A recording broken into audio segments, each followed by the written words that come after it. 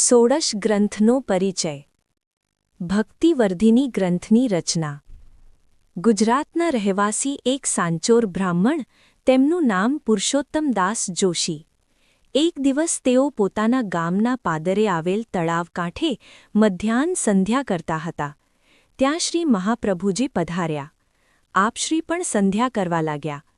પુરુષોત્તમદાસે આપશ્રીને પૂછ્યું, મહારાજ, કર્મમાર્ગ મોટો કે જ્ઞાન માર્ગ મોટો?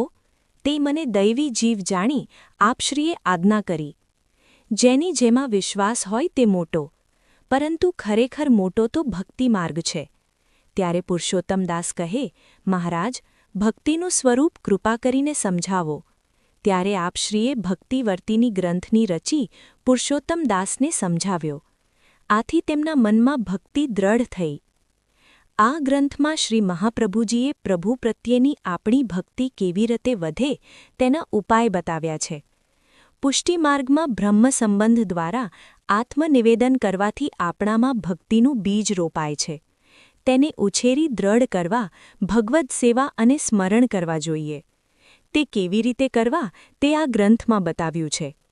ત્યાર પછી ભક્તિની 3 અવસ્થા અને તેના લક્ષણો બતાવ્યા છે. 1. પ્રેમ. પ્રભુમાં આપોઆપ સ્નેહ થાય તેથી લૌકિક સ્નેહ નાશ પામે છે. 2. આસક્તિ. આપણું મન પ્રભુમાં આસક્ત થાય તેથી કુટુંબ અને ઘરમાંથી આપત્તિ છૂટી જાય. 3. વ્યસન. પ્રભુ વિના એક ક્ષણ પણ એકલા રહી શકાય નહીં ત્યારે પૂર્ણ ત્યાગ થાય છે. તે વખતે બીજભાવ દ્રઢ બને છે.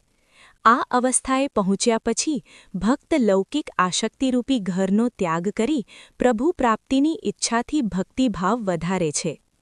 ભક્તિ સુદૃઢ થઈએ શરૂઆતમાં ભાવરૂપ સાક્ષાત સ્વરૂપ આનંદનો તેને અનુભવ થાય છે. આ જ પુષ્ટિમાર્ગીય ઉત્તમોત્તમ ફળ છે. સર્વ વૈષ્ણવને જય શ્રી કૃષ્ણ.